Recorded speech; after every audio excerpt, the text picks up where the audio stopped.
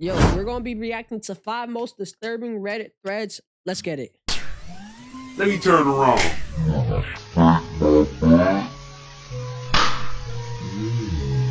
On May 1st, 2015, Reddit user r.bradbury1920 made a strange post to the site in which he wrote about his suspicions that somebody was breaking into his apartment and leaving post-it notes in random parts of his home. The entry read, "On the 15th of April, I found a yellow post-it note in a handwriting that wasn't mine on my desk reminding me of some errands I had to do, but told literally nobody about. While odd, I chalked it up to something I did in my sleep, thinking maybe in my half-awake state I scrawled it so it didn't appear to be my handwriting. I threw it out and thought little of it.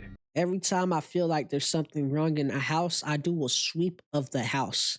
You feel me? I don't have a gun. You feel me? I do not have a gun, but I do a sweep of the house with a knife in hand, just in case I find something that is not normal." On the 19th, I found another post-it note on the back of my desk chair in the same handwriting as the previous note, telling me to make sure I saved my documents.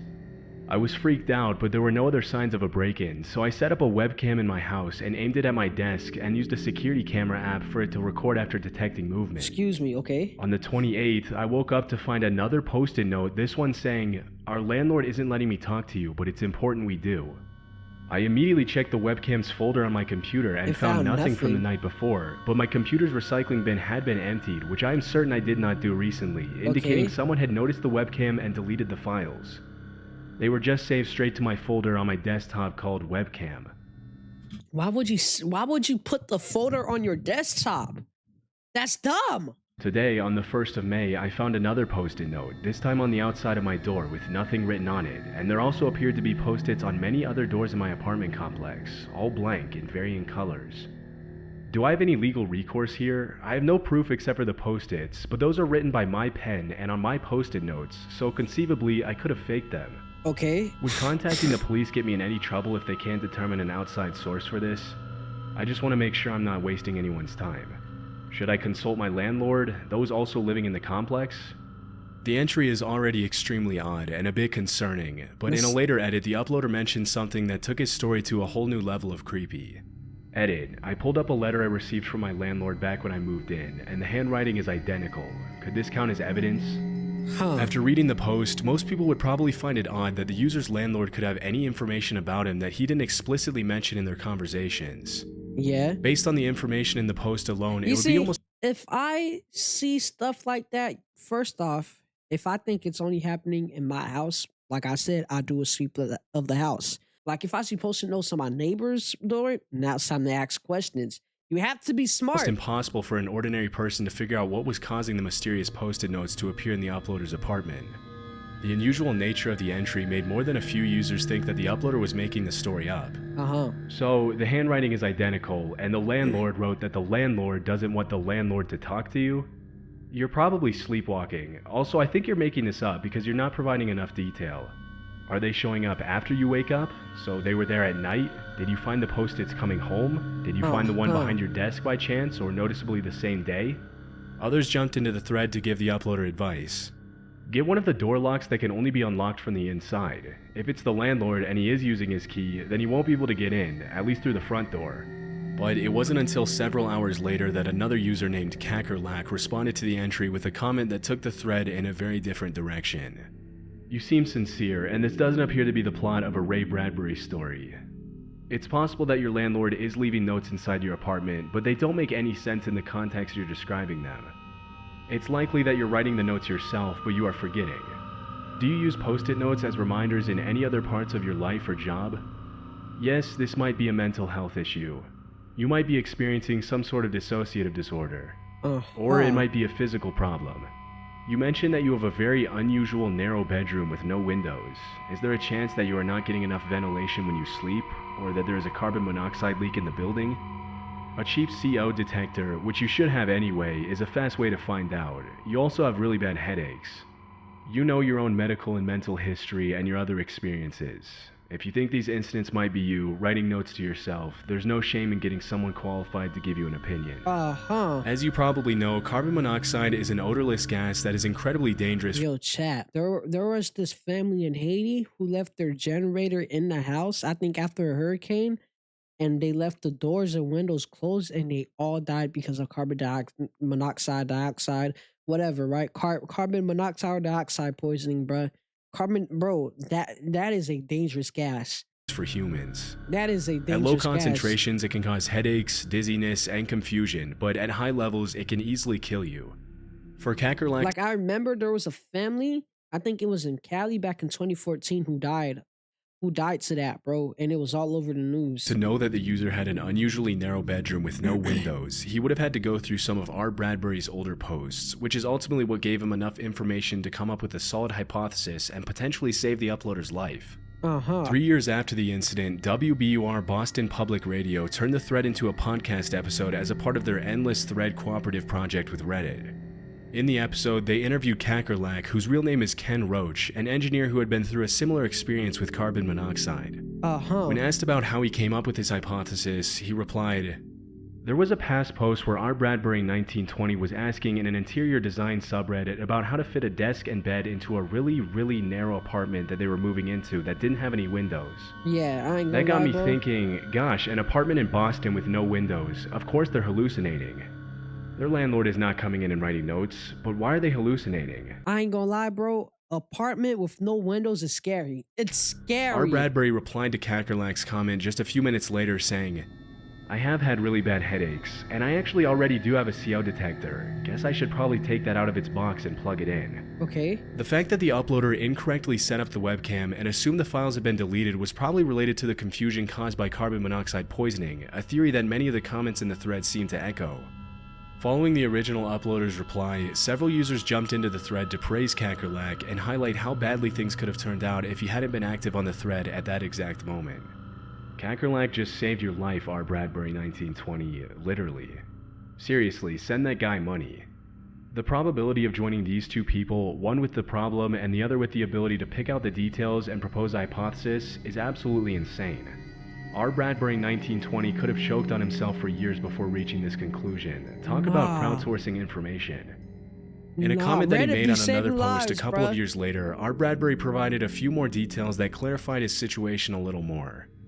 "In my case, it had to do with my bedroom not having windows. It was not technically a bedroom, but cheap apartments and rules don't get along, and my unit being directly over the parking garage." Being directly over the parking garage? Boy, you was gonna die. There were numerous other issues with the building that further facilitated the severity of my situation, including, as you mentioned, issues with the furnace and ventilation. Since the incident in 2015, R. Bradbury has been active on several threads, replying to people who were in similar situations to him and helping them understand the symptoms of carbon monoxide poisoning. After Kakerlak's life-saving reply in the original post, there was one small detail that was left unresolved. Why did the landlord's handwriting match the writing on the post-it notes? Although R. Bradbury never commented on the matter himself, other Redditors in the thread came up with their own theories. Bit late to the thread, but how does that explain the fact that the notes had the landlord's handwriting? Guess I hadn't caught that. Either everything is a lie, his handwriting looks odd when he's tripping on carbon monoxide, or he was just being paranoid. That doesn't explain how the landlord's handwriting looks identical to the post-it notes. Bad handwriting while blacked out mixed with paranoia? I don't know, man, I'm not the OP. Considering the uploader initially thought the post-its were being left there by the landlord, it's highly likely that he imitated the handwriting from the letter in his confused and potentially paranoid state. Bro, you know how hard it is to imitate handwriting? Even the best calligraphers can't imitate handwriting perfectly. This is the only loose end in the incident that was left unresolved. But one thing we know for certain is that if Kakerlak hadn't replied to the post as quickly as he did, things could have ended tragically for R. Bradbury, and probably some of his neighbors as well.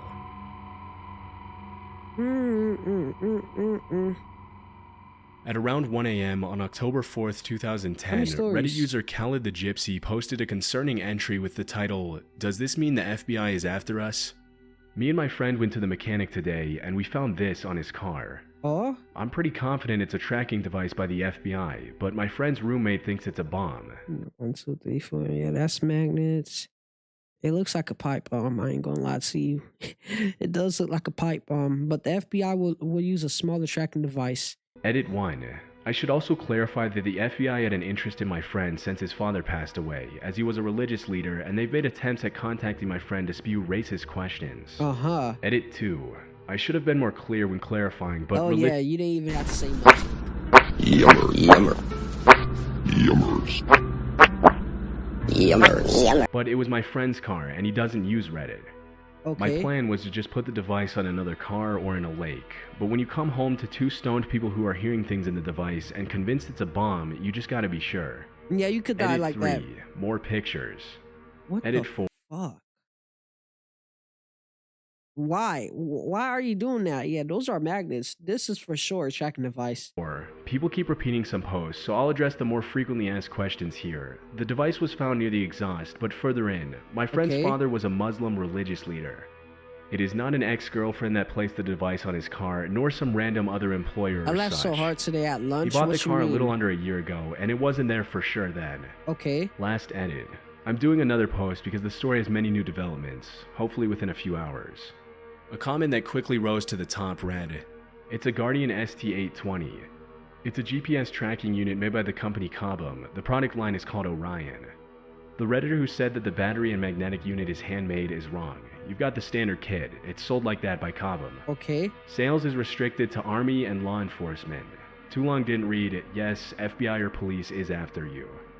Naturally, other Redditors joined the thread with all kinds of questions and comments. So what was so funny that made you laugh that hard? Yo, I ain't gonna lie. I got investigated by a federal agency one time, and that was for the stuff that I'm about to currently do. And I won't lie to you, like getting those calls is scary, and knowing that they're steady watching you is scary. Like somebody was asking me a question and they stuttered, and then I mocked them. Then everybody started seeing times when they started, and I started laughing, but I fell to the ground and banged my head like really hard, and I was still laughing. Are you fucking Ellie? You have issues, bruh. Especially regarding the But like, how did you? You know what? Look, make sure you don't have a concussion. Lay down and go to sleep. legality of tracking someone who presumably didn't have a criminal background. It was recently ruled that if your car's in your driveway, it's in a public place, and the police can put any kind of tracking device they like on it. Welcome to the free world. That's more than a little terrifying. Which is why you park your cars in the garage. Would it Nigga, I then don't have no garage. technically be illegal to remove it? Why is it so big? That looks like a GPS tracker from 1992. Because it was built for performance and durability, and not to make roadkill envious. The large cylinder that looks like a mag light is a battery pack that'll power the thing for weeks. At one point in the discussion, the OP asked, "Are there any lawyers in this field reading this? If yes, please advise." I am. My advice is that you get your friend a lawyer. This nigga is not a lawyer. On October 7th, 2010, just 2 days after the original entry, the OP posted this update. Update 2, does this mean the FBI is after us? The original post here is the first part of the story. That being said, the follow-up for my friend's story is actually on Wired.com as a story there. Okay. The FBI is actually now trying to get in touch with me about some posts. So as not to anger our government agency any more than I already have, I won't be posting a lot about that, but feel free to ask any questions regarding my friend and I. Okay. According to the Wired.com article, the FBI sent a half-dozen agents to the uploader's friend's house in Santa Clara, California. What the fuck was this nigga dad doing? Less than 48 hours after the original Reddit entry was posted. From my research, Khaled the Gypsy's friend, then 20-year-old Yasser Afifi, is the son of the late Aladdin Afifi, former president of the Muslim Community Association in California. Although Aladdin himself moved to Egypt in 2003, his son Yasser returned to California alone in 2008 while his father and brothers stayed in Egypt. Because of the government's perception of his father's work, he had been on a federal watch list for a while and was regularly taken aside at airports for secondary screening. On the day he was visited by the FBI, the agents demanded their tracking device back and made it a point to let Yasser know that they knew pretty much everything about his life, including where he and his girlfriend frequently went out to eat, that he had been laid off from his old job and hired at a new firm. Hell nah. Hell nah. Hell nah. You see, the government knowing that much about you is fucking scary. It's scary. He was planning a business trip to Dubai soon. Hell nah. After interrogating and intimidating him for a while, they brought up the fact that his friend Khaled, the original uploader in the Reddit thread, had recently made a blog post on another site that allegedly had something to do with a mall or a bomb. After an unidentified person called the FBI to let them know Yasser and his friend were threats to national security, the two friends were immediately flagged, even though it was later found out that Khaled's blog post was meant as a casual joke in an online forum. Eventually, the FBI left both of them alone, but the case caught the attention of the American Civil Liberties Union as the tracking device was installed following a recent ruling saying it's legal for law enforcement to secretly place a tracking device on a suspect's car without getting a warrant, even if the car is parked in a private driveway. As soon as the whole mess was cleared up, Yasser and Khaled's case was used to challenge the ruling on tracking devices, which is a battle that continues to this day. The two friends haven't been bothered by the FBI again. Hell nah, bruh. Hell nah. Nah. On January 21st, 2016, a Reddit thread titled, "To those who have accidentally killed someone." To those who have accidentally killed someone, what went wrong? Well, you see, right? We was arguing, and I pushed them down a flight of stairs, bruh. I'm playing. I haven't killed somebody, bruh. What went wrong was started by a user on the site. Although the entire discussion was later deleted by moderators, I was able to find the original post using a Reddit Wayback Machine. In the days following the upload, the thread received almost 7,000 upvotes and more than 10,000 comments, with people confessing to all kinds of horrible crimes they had accidentally committed in the past. As in any other Reddit discussion, man, when I was 14, I accidentally stole a candy bar from my local corner store. Most of the responses were obviously fake. However, a few of them were actually believable. Not sure if it was an accident, but while in college in my first apartment, I came home from work at 3 a.m. Some dude was in the hallway outside my door, and I had a bad feeling about it. Okay. I paused and went to get the mail, hoping he would leave. Nope, I came back and he was waiting at my door. I asked him what was up, and he said he was looking for John. My name is not John, and I lived alone. I asked him to move and let me in my door. He told me to F off and get John. I slid between him and the door, opened it, and he pushed his way in. I pushed him out. He took a swing at me. I swung back, hitting him in the eye, which caused him to fall back and hit his head. You see, that was self-defense. He tried to attack you. That was self-defense. And then he tried to attack you in your property. That's self-defense right there. Out cold, forever. Apparently, John was the guy who lived in the apartment before me. The dead guy spent 5 years in jail because of John ratting him out for drugs. Dead guy came back to get some revenge, got dead instead. Most of the comments were similar in nature to this one, but one particular response made by a now deleted account stood out more than any of the others. This still haunts me to this day. As kids, we had a hideout in a dirt cliff/cove. This is the best approximation I can find on Google, only 3 times taller and probably 10 times as wide. Okay. There was a neighborhood kid who, in hindsight, was probably mentally handicapped in some way, but to us he was just a weird/creepy kid. This was the 80s and we weren't exactly raised PC. 3 of us were headed to our base and found creepy kid sitting on top of our guard chair. We yelled at him to get out, and he said something like "make me" and started lobbing dirt clods and sticks down at us. We all ran around the side to make our way up. It gets pretty fuzzy here, but all I remember is he fell. I still remember the sound. When we got back down to check on him, he was in a very awkward position with blood coming out of his mouth. We all just freaked out and ran home, and as far as I know, no one has spoken a word of this to anyone. I want to do another thing. We didn't go back for over a month, and never said a word of it between us. Again, this was the 80s, so media wasn't like today. Chances are I got a small article in the newspaper B section. Missing mentally disabled child found dead after fall, or something like that.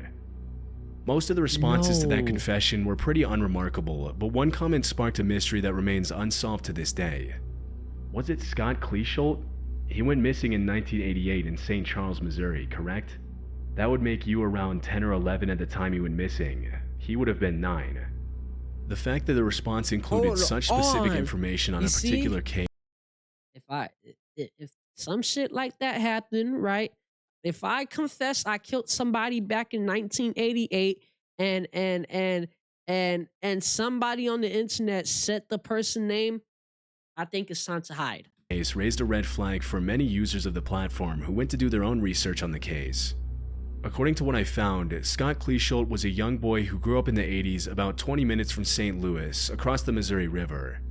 He loved playing outside in nature and spent most of his time exploring an area near his home known as the Trails, where the locals went to bike and hike and explore the vast network of underground caves and tunnels. Okay. June 8, 1988 was the day of Scott's first grade graduation.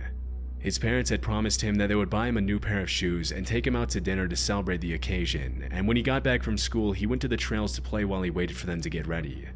To make a very long story short, Scott never came back, and his disappearance was immediately reported by his family.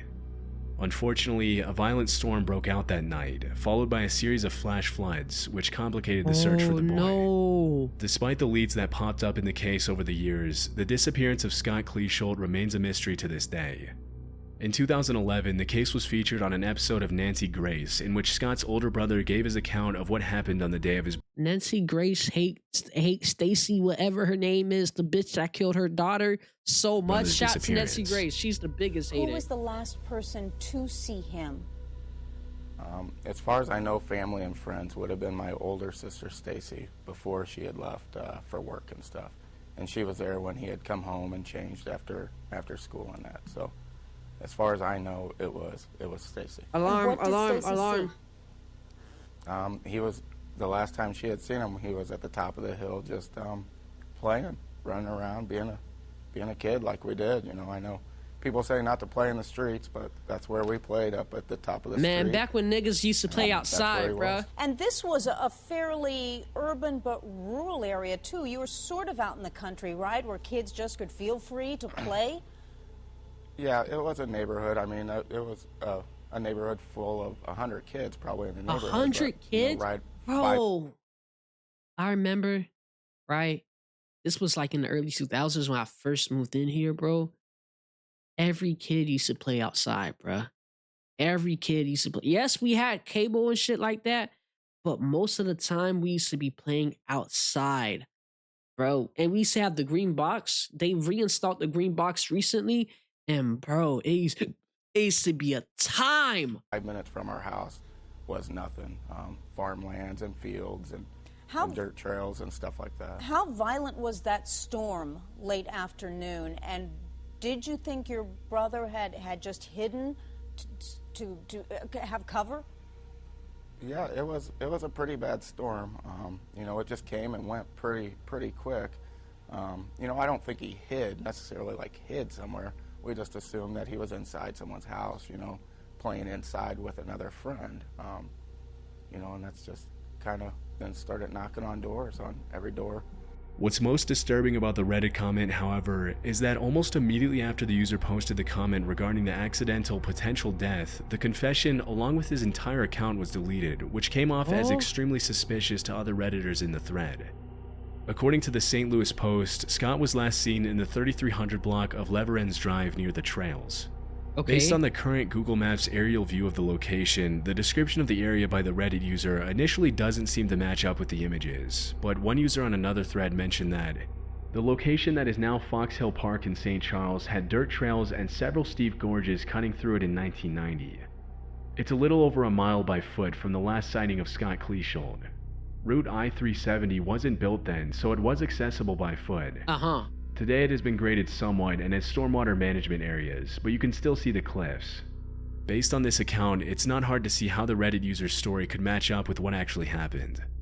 Although none of this is certain, the similarities between the two accounts, coupled with the fact that the user deleted his account after being called out, made You it see, that's suspicious now. If he deletes his, he did it. He very did real it. possibility that he was somehow tied to Scott Cleesholt's disappearance. He did it. Even though the entire thread was deleted by moderators, the user who responded to the confession and suggested the boy being described could have been Scott posted an update that same year in a different thread to make sure the post got the attention it deserved.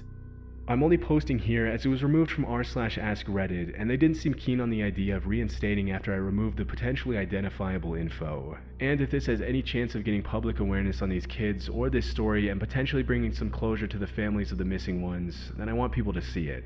He did Since it. that day in 2016, there have been no further relevant updates to the case, which means we'll likely never know what happened to Scott or if the mysterious Redditor had anything to do with it.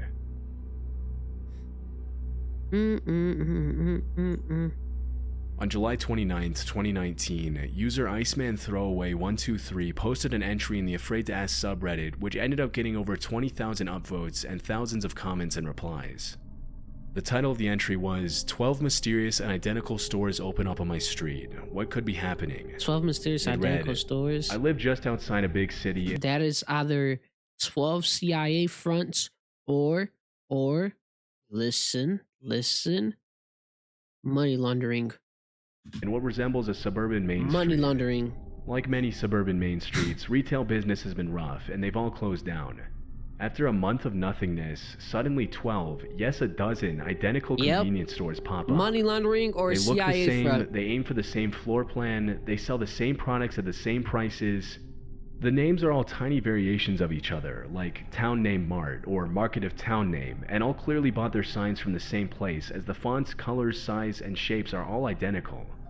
These stores see no business that I've ever witnessed, yet have large staff numbers and are surviving way longer than any of the former stores that closed on this street. When I enter one, they all stare at me while I shop. I don't usually get nervous, but it feels like they're staring threateningly rather than intently. They only accept cash unless you pay some $50. Most of their products are Walmart brand great value products being resold for higher prices. Most of the money laundering. I'm saying that right now. It's the mob money laundering. products are expired food products. I bought bread I from think one I seen without checking I seen this shit. I seen this on TikTok. because I was in a rush, and it turned out it was 2 months expired. Upon returning to show them, I found the entire shelf was expired foods. What was even grosser was the dairy cooler, which had ancient milk products. I'm so confused. I feel like I'm in an episode of The Twilight Zone. What's probably happening here? Update 1. Stayed late at work and didn't end up going yesterday. Sorry for the swarm of people who did remind me with one day. I'm reading through the comments to determine what to do, if anything at all. Sorry for the less than eventful update, but given how many people were saying I was gonna die, I'm just gonna point out that I'm alive and well. At first, other Redditors in the thread were understandably confused at why 12 identical and highly suspicious stores would suddenly pop up in a random suburban neighborhood in an unnamed town, and several users jumped in to ask for pictures of the location. Can you take pictures, please? Yeah, if it's a criminal organization, this probably isn't the best idea. This is actually the craziest story setup I've heard in a long time. Does every single one have the creepy employees and the expired food? All of the stores have expired food and seem to refresh every several weeks. One I found makes a noticeable effort to keep things fresh, but still has I'm the old type dairy to wear her products. used panties as a headband. # wear no sesame. Man, nigga, I'm the type to put her used pennies in my mouth before as mouthwash, nigga. Fuck you mean, nigga? Like, come on Does now. the food actually refresh, or does it just rotate through the stores? You said one store usually has fresh food. Is there a chance that they buy it from the distributor and then act like the distributor for the next store? So all 12 stores are always stocked, but they only have to buy it once? This is crazy, but it also makes so much sense. I seen this on TikTok. Because the OP took a while to answer Yo, in what's the good, thread, Lance? other users started coming up with theories regarding what could be happening, with most of the speculation pointing to a potential money laundering or human trafficking scheme. Bro, it's probably money One laundering. user with a bro. now deleted account shared a similar experience by responding, 1000% money laundering. We had a pizza place on my block that was always open but never sold any products. One time, shortly after I moved here, I walked in and asked for a slice, and the guy at the counter stared at me looking confused. Chat, bro, I have this Chinese place this Asian food spot by my house, right? It's always open, but there's never no customers, right? And there's nobody working the front desk, bro. It's so weird. Then walked into the back. He came back out with, I'm pretty sure, a slice of pizza from the Domino's next door that had been reheated in the microwave. Asian joints becoming clutch, they do. And the time I did order wings from them niggas, that shit was terrible. It's like they reheated the wings. Like, you know, when you reheat wings, they're wet and shit. Like the bottom's wet. It was just like that, bro. Microwave. He just slid it over to me and said nothing, so I had to ask for a price. Again, he looked genuinely confused and was like, $4. Oh yeah, they was Apparently moving that everyone in the snow neighborhood for knew sure. what was up, Nah, so the for guy didn't sure, bro. understand I why know someone it. was there looking for pizza. I know it. Other users had different ideas. That's it. I bet it's human trafficking. The concept being that they pop up stores where they can rotate 4 to 6 employees from the stock room to the front. Okay. With 4 to 6 employees available 24 hours, you could definitely bring in the cash to justify a small retail space in a small town. Okay. And expensive property costs. For sure, bro. Is your small town close to a larger metropolis by chance? Yeah, it's either for drug trafficking, human trafficking, or some type of money laundering. Stay away. Bro, the best type of money laundering is having a laundromat, bro. When the question of why whoever was behind the operation would open 12 stores instead of just 1 or 2, if it really was human trafficking or a drug operation, user AlphaPad23 replied, "My thought is that they aren't afraid of getting caught. It's likely that they have some people in their pockets." Yep. While it's definitely a possibility that the stores were being used as a front for a trafficking itchy, or laundering bruh. operation, other users had slightly different theories, including user Goose and Fish, who replied, "What county is it in? One slightly less shady possibility is some sort of tax shelter. Open a lot of business that fail and write off losses. Are the employees all the same ethnic group? Not trying to be racist, but maybe some rich family is trying to hide money in another country by buying foreign real estate. Maybe they have to make businesses appear to be legit in order to not pay taxes. This may be the best guess on here. That explains the expired food." In the hours that followed the original post, the LP remained somewhat active on the thread, vaguely answering questions about the location of the stores and other details that his fellow Redditors were curious about.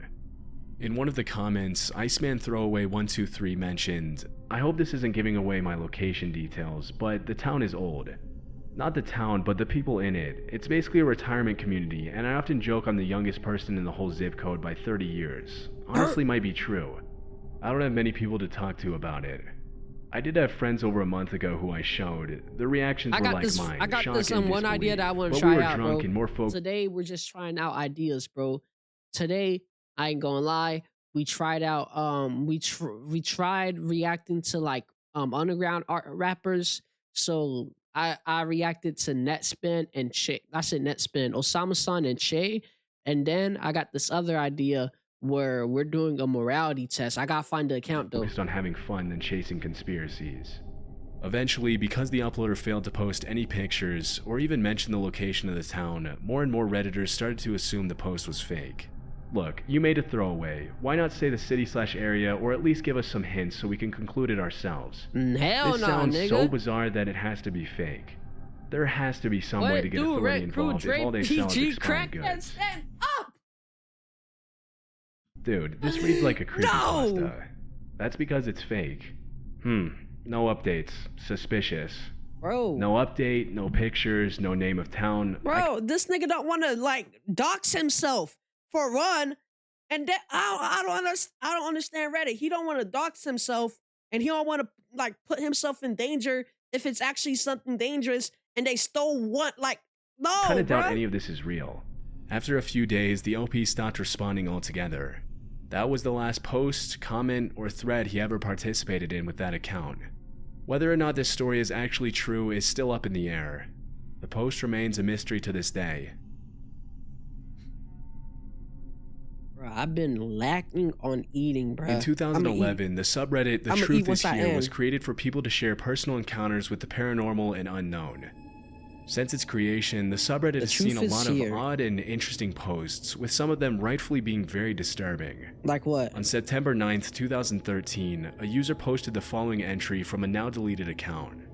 "This is not something I feel I can discuss with my family or personal friends, but I'm losing my mind here, so I feel the need to work through it with someone. Okay. As such, I'll try to give as many details as possible, but I don't want this getting back to me, and I feel a throwaway account would cause credibility. There's another one. Here's what's going on. I lived in this apartment complex 4 years ago when I was 16 years old. We did not stay here long due to problems with the lease, but during that time I spent quite a few hours walking around the grounds. Now, on the east side of the complex is a bike trail that's raised up on a slope. It makes a half circle around the complex and then carries on into the rest of the city. One night, I was walking my dog Shasta along this trail. This nigga has to live in the projects. It was around 10 p.m. in May, so it was pretty dark at that point. He has to live in the projects. I reached the bend in the trail where the path leaves the complex, and there was a guy standing there. White guy, maybe 35 years old. Couldn't see his eyes. He was not doing anything. Bro, I ain't gonna lie, bro. Walking a dog, tying his shoe. I ain't gonna lie, bro. I do not have energy right now, bro. After this, once my girl gets home, I'm going to sleep, He was doing nothing at all. I He do was not wearing a have energy puffy right down now, coat bro. and had his hands in his pockets, and he was just staring at me. We're I gonna laughed a little raid. and tried to make that awkward kind of conversation We're that gonna you do raid. when We're you gonna bump into a raid. We're gonna stranger. raid But the Irvin, guy bruh. said nothing, just kept staring. Fuck on, So bruh. me and the dog sidled around him and walked on. Southwestern But I half eventually black got is nervous a and cut crazy through the trees name. to get back to my apartment without going on the trail again. Is I a knew the way home crazy from there, name, even chat. without the trail, but here's the thing, the second I stepped off the trail, I can't remember anything past that. It was like I blinked, and suddenly I was in the hall inside my building, turning a key in the lock of my apartment. Fast forward 3.5 years, I was 19, 7 months pregnant, and moving into a new place with my fiance. 19, 7 As months fate would have pregnant. it, we She's moved back white. to the apartment complex She's I lived in when I white. was 16. It was cheap, it was comfortable, and near where my fiance works. We ended up in a unit 4 buildings down on the east side of the complex, directly across from the That's bike all trail. I needed to know, bro. A week into living She there, I gotta went be, to bro. The only people I know who marries young and have kids youngs are white people, bro. Dropout and all. Nah, she ain't no dropout. She has a a bright future ahead of her, but she had to get married take out the first. trash. I would have had my fiance do it, but Shout I out to wanted white to get people, off my though. feet, They doing the so I right waddled thing. outside to the dumpster. The dumpster, which is right next to the bike trail. I closed the lid on the dumpster, and after the bang of the lid, I hear someone talking. Look up, and guess who is standing on the bike trail? You guessed it, white guy, mid-30s, and still wearing the same down coat. Ooh, bitch, you He had a seeing cell a phone to his ghost. ear, but not the new, flat kind. It was an older flip phone, circa 2005 or so. Anyway, he was talking into the phone, and he sounded pissed. He was Whoa, cussing at what? someone on the other end, someone named Lauren. Bitch, But you know how seeing when a people have a phone ghost. conversation and they tend to duck their heads down and not look at other people? Yeah, he wasn't doing that. He was looking right at me. After a second of this, I started backing up, and he started walking toward me. You seeing a After a ghost, second, he was bitch, off the grass run. hill and onto the parking lot, and he took the phone from his ear. He then started snapping it into pieces, tearing out the antenna, breaking the screen off, and angrily throwing them all onto the parking lot ground, still looking at me. No I turned sense around of and like ran back into the survival. building as fast as I Okay, she could, ran. and I don't remember what happened next. Next thing I knew, I was on a bed in the maternity ward. There was a fetal monitor strapped around me, and I had a saline IV in my arm. My fiance was there. After a bit of confusion, we worked out this. I came in from taking out the trash, and I was calm. I didn't say anything about the guy with the cell phone. I watched an episode of Battlestar Galactica with my fiance and started throwing up a bit, which was normal for my pregnant self.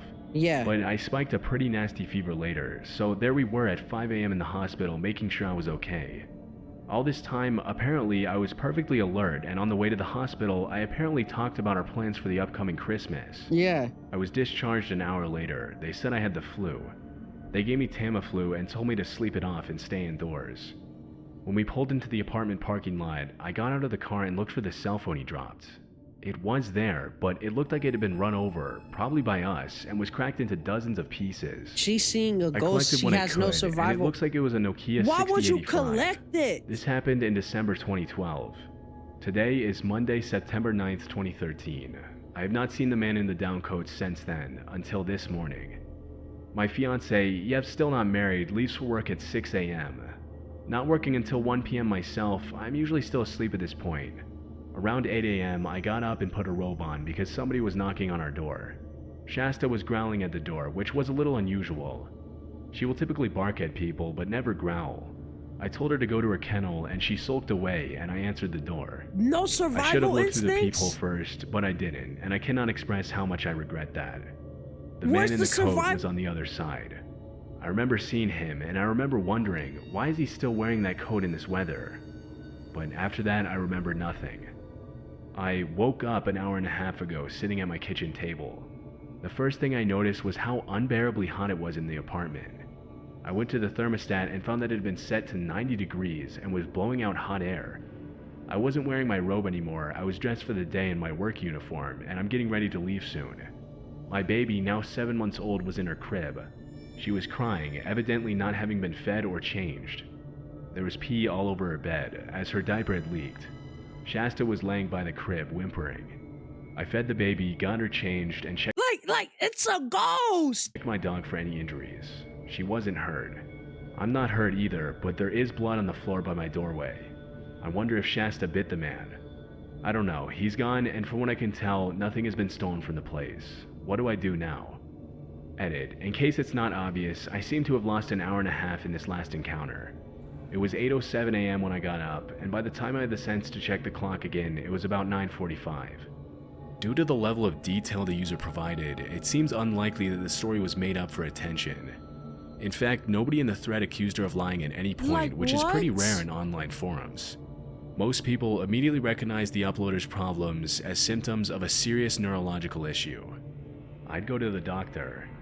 I really hope not, but what if you have a brain tumor?